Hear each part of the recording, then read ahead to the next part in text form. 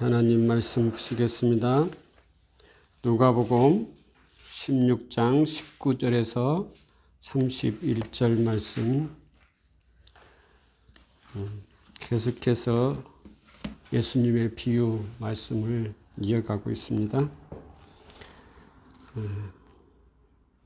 16장 19절에서 31절 말씀입니다.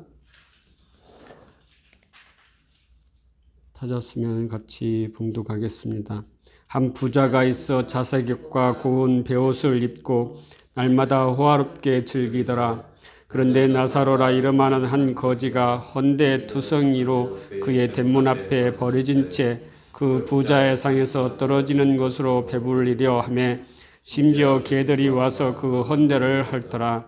이에 그 거지가 죽어 천사에게 받들려 아브라함 품에 들어가고 부자도 죽어 장사되매 그가 음부에서 고통 중에 눈을 들어 멀리 아브라함과 그의 품에 있는 나사로를 보고 불러 이르되 아버지 아브라함이여 나를 긍휼히 여기사 나사로를 보내어 그 손가락 끝에 물을 찍어 내 혀를 서늘하게 하소서. 내가 이 불꽃 가운데서 기로워하나이다. 아브라함이 이르되 예 너는 살았을 때에 좋은 것을 받았고 나사로는 고난을 받았으니 이것을 기억하라. 이제 그는 여기서 위로받고 너는 괴로움을 받느니라. 그뿐 아니라 너희와 우리 사이에 큰 구렁텅이가 놓여 있어 여기서 너희에게 건너가고자 하되 갈 수 없고 거기서 우리에게 건너올 수도 없게 하였느니라. 이르되 그러면 아버지여 구하오노니 나사로를 내 아버지의 집에 보내소서. 내 형제 5이 있으니 그들에게 증언하게 하여 그들로 이 고통받는 곳에 오지 않게 하소서. 아브라함이 이르되 그들에게 모세와 선지자들이 있으니 그들에게 들을지니라. 이르되 그렇지 아니하니이다.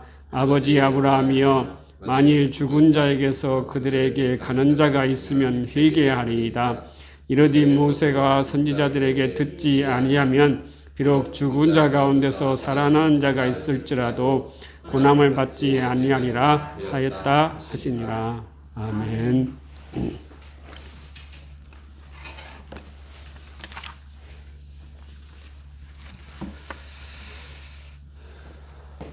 계속해서 예수님의 비유에 대해서 말씀을 나눕니다. 지난주에는 우리는 하나님의 긍휼에 의해서 구원을 얻었다고 하였습니다. 불의한 청지기가 우리 자신이며 불의한 청지기를 친구 삼아 주신 것은 그가 잘나서가 아니라 그가 율법을 잘 지켜서가 아니라 자신의 죄를 있는 그대로 주님 앞에 내려놓을 때 그때 주님은 불의한 청지기를 긍휼과 은혜로 베풀어 주신다고 말씀을 나누었습니다. 오늘은 기독교에서 가장 의미를 두고 있는 부활절입니다. 부활이 없으면 기독교도 없었겠지요. 부활이 없었다면 우리의 소망도 없는 것입니다. 예수를 믿을 필요가 없다는 것이지요. 그러므로 천국과 지옥도 없으므로 즉 죽으면 끝난다면 굳이 예수를 믿고 열심히 살아갈 이유가 없다는 것이지요. 그러나 오늘 본문 부자와 나사로 이야기를 통하여서 천국과 지옥이 분명히 있음을 밝히고 죽으면 끝이 아니라는 것을 분명히 보여주는 이 예수님의 비유 말씀으로 은혜를 나누려고 하는 것입니다. 거지 나사로와 부자의 비유는 회개와 긍휼을 담고 있는 비유입니다. 하나님의 은혜로 선택되어진 하나님의 백성에 관한 비유라는 것이지요. 그리고 다른 해석은 너무 부에 집착하는 현세적 삶보다는 미래의 소망을 두는 내세적 삶의 가치가 있다는 교훈을 말하기도 하는 것입니다. 또한 재물의 욕심으로 인해 참된 진리의 눈이 어두운 바리새인들을 경고하기 위한 비유를 들었다고 하기도 합니다. 오늘 본문 19절에 한 부자가 나옵니다. 이 사람은 실제로 있었던 사람이라고 주장하는 학자들도 있습니다. 그리고 그의 이름이 적혀지지 않은 것은 그의 이름이 하늘의 생명책에 기록되지 못했기 때문이라고도 합니다. 부자는 자색 옷과 고운 베옷을 입고 있었습니다. 당시 자색 옷은 왕과 귀족들이나 입을 수 있는 값비싼 고급 겉옷입니다. 그리고 고운 베옷은 애굽산의 세마포로 만든 귀한 속옷이었습니다. 이런 귀족의 부자는 최고의 사치와 호화를 자랑하며 매일 잔치를 벌이고 삶을 즐겼던 것입니다. 그의 부 자체가 죄는 아닙니다. 하지만 그는 이 세상의 재물에 대해 청지기적 사명을 갖지 못하고 하나님이 맡겨주신 재물을 오직 자신만을 위해 사용했습니다. 이웃에 대하여 자비를 베풀지 않는 것은 율법의 명령을 지키지 않는 죄를 범한 것입니다. 20절에는 나사로라 하는 이름하는 한 거지가 나오지요. 부자와 대조적인 사람으로 소개하고 있습니다.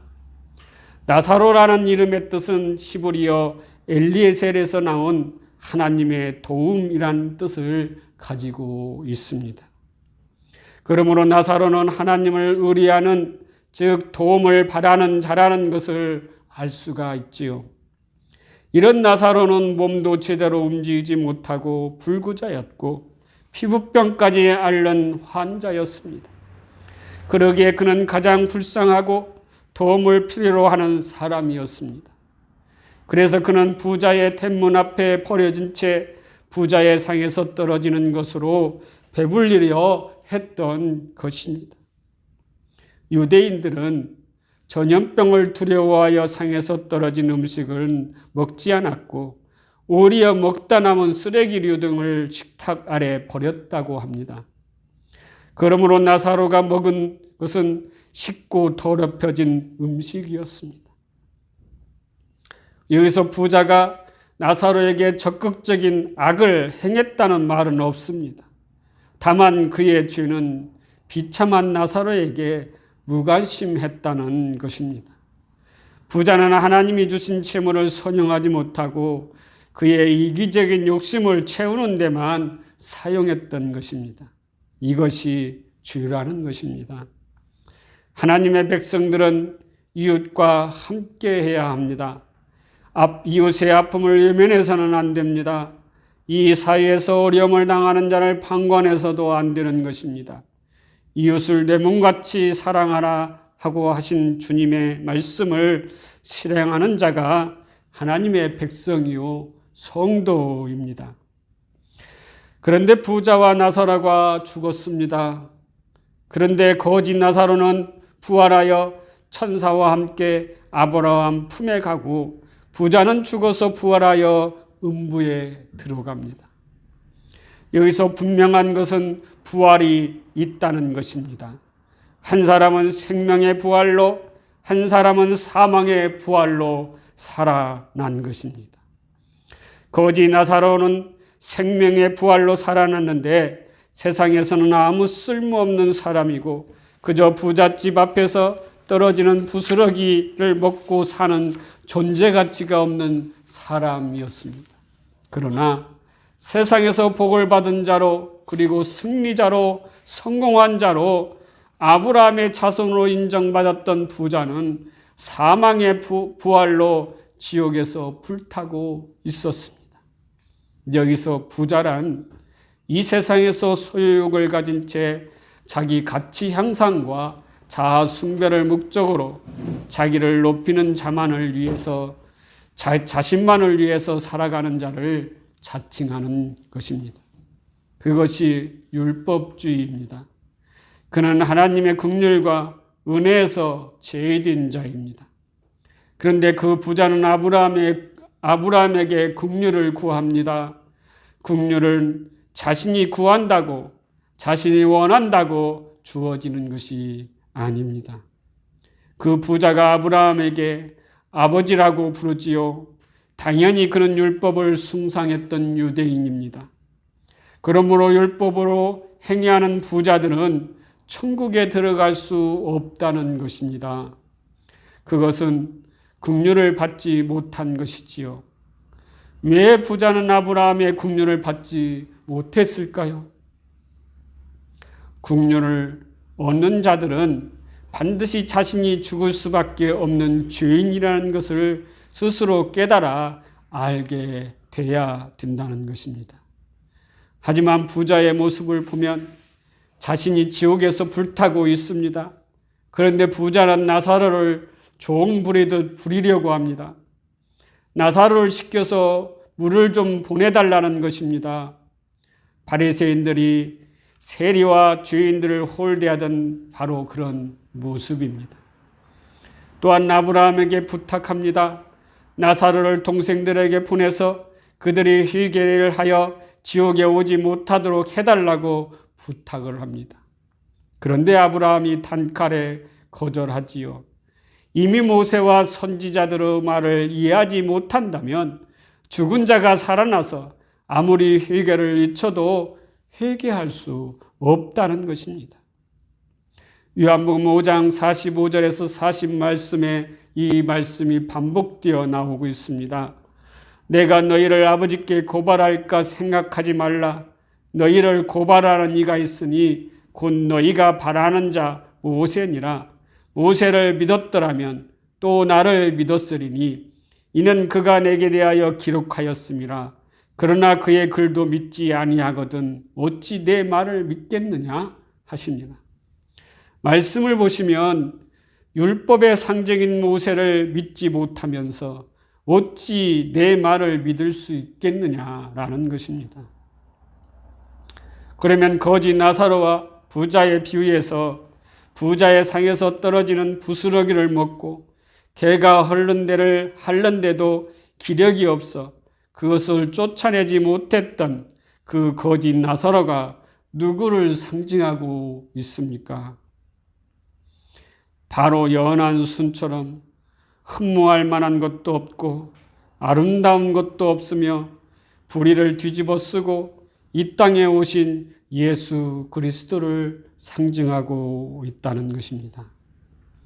이 비유는 예수님의 비유 중 유일하게 사람 이름이 나오는 비유입니다. 요한복음 11장 1절에 베다니 사람 나사로가 나옵니다. 그는 마리아와 마리다의 오빠이기도 하고 그는 병들어서 죽었습니다. 그런데 장사된 지 사흘이나 된 나사로를 예수님이 살리시지요. 여기서 거지 나사로의 이야기와 깊은 연관이 있다는 것은 알 수가 있습니다. 나사로의 뜻은 하나님이 돕다라는 의미를 가지고 있다고 하였지요. 예수님의 도움으로 나사로가 살아났을 때 사람들이 예수님을 믿었습니까? 죽은 나사로를 살리신 예수를 믿는 것이 아니라 오히려 본격적으로 예수를 죽이려고 하였습니다. 그것은 예수님의 부활 후의 상황을 그대로 예시해 준 사건이었습니다. 예수님께서 죽음에서 부활하셨을 때 사람들이 회개하고 예수를 믿었나요? 아니지요. 믿지 못했습니다. 하물며 예수님의 제자들까지도 다시 고기를 잡으러 갈릴리를 떠났고 각자의 길을 갔습니다. 이처럼 회개는 죽은 자가 살아나고 기적이 일어나고 인간이 그 어떤 노력과 열심을 부려도 절대 인간 스스로 할 수 없다는 것입니다. 그것은 오직 하나님의 것입니다. 부자가 지옥에서 아무리 긍휼을 구해도 하나님의 선택에서 죄진 자들에게는 하나님의 긍휼이 주어지지 않습니다. 그러므로 회개는 우리의 것이 아니라는 것을 이 비유에서 분명히 보여주고 있습니다. 모든 것이 하나님의 은혜이며 긍휼에서 비롯된 것이 회개입니다. 그러기에 저와 여러분이 하나님의 말씀을 믿고 순종하게 된 것은, 즉 예수를 믿게 된 것은 하나님의 특별한 섭리이며 은혜인 것입니다. 이와 같이 누가복음 15장에서 16장의 5개의 비유가 말하는 것은 우리는 티끌 같은 죄인들과 하나님의 은혜와 긍휼을 이야기하고 있다는 것입니다. 그리고 그 중간에 예수님의 십자가가 들어 있습니다. 성경은 오직 그 복음만을 이야기하고 있습니다. 착하게 잘 살자, 이 사회를 개혁하자, 살기 좋은 세상을 만들자 등의 이 계몽하거나 복받는 비결, 기도의 응답 비결, 그런 것들은 성경에 한 줄도 기록되어 있지 않습니다.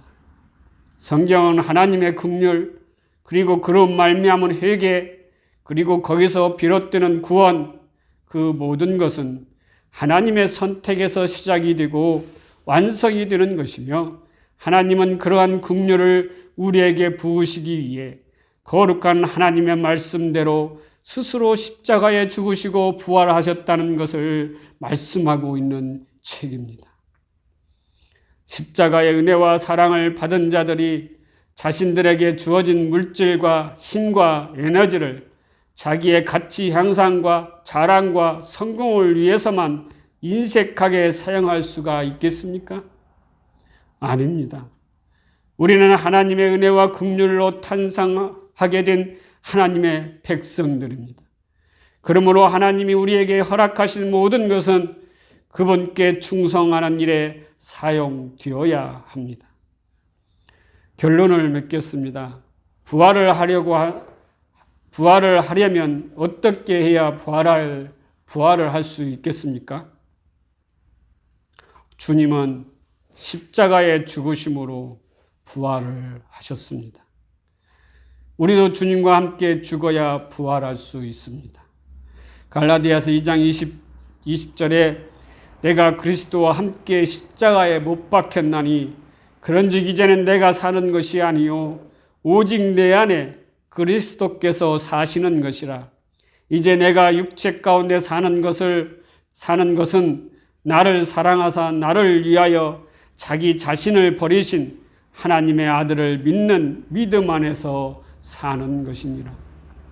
성도는 그리스도와 함께 십자가에 못 박혀 죽어야 합니다.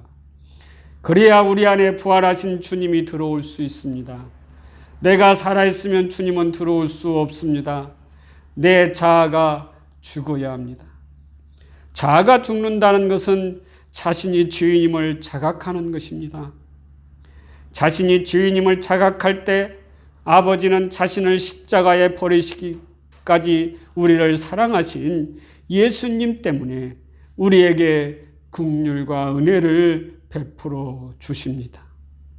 긍휼을 받은 자가 하나님의 자녀입니다. 하나님의 자녀는 함께하는 삶을 살아갑니다. 아픔이 있으면 함께 아파하고 기쁨이 있을 때도 함께 기뻐할 줄 아는 사람이 진짜 하나님의 자녀인 것입니다. 한마디로 하면 하나님 사랑과 이웃 사랑입니다. 하나님의 자녀는 서로 긍휼을 베풉니다. 요한복음 14장 10절에 예수께서 그리스도이심을 믿는 자마다 하나님께로부터 난 자니 또한 낳으신 이를 사랑하는 자마다 그에게서 난 자를 사랑하느니라. 말씀처럼 하나님을 사랑하는 자는 하나님의 백성들을 사랑한다는 것입니다. 그런데 교회는 하나님의 자녀를 사랑합니까? 자기가 좋아하는 사람만 좋아하고 자기 교인끼리만 사랑합니다. 자기가 다니는 교인끼리만 사랑해도 다행이지요. 자신과 상관없는 일은 나 몰라라 합니다. 옆에서 죽든 말든 아무 상관없습니다. 그저 나만 괜찮으면 다이지요. 이는 하나님의 자녀가 아닙니다. 바리새인과 서기관들입니다. 율법주의자들입니다. 강도 만난 자를 바쁘다고 그냥 지나치는 제사장처럼 긍휼이 없습니다. 이는 주님을 모르는 자고 예수 그리스도를 믿지 않는 자인 것입니다. 구원이 없는 자입니다. 그러니 부활의 소망이 있겠습니까? 성도 여러분, 오늘 부활주의를 통하여 생명의 부활로 살아가겠습니까? 아니면 사망의 부활로 살아가겠습니까? 생명의 부활은 나사로의 뜻처럼 하나님의 도움을, 하나님의 긍휼을 바라는 자입니다. 사망의 부활은 자신만을 위해 살아가는 자입니다. 부자는 소유의 허상에 중독되어 있는 자입니다. 이 세상 소유를 위해서 살아가지요. 그들이 부자들입니다. 저와 여러분은 이 세상의 소유를 위해 자신을 바치지 말고 영원한 생명이신 예수 그리스도를 믿음으로 서로 희생하면서 긍휼을 바라며 살아가는 자들이 되시기를 주님의 이름으로 축원합니다. 기도하겠습니다. 사랑의 아버지,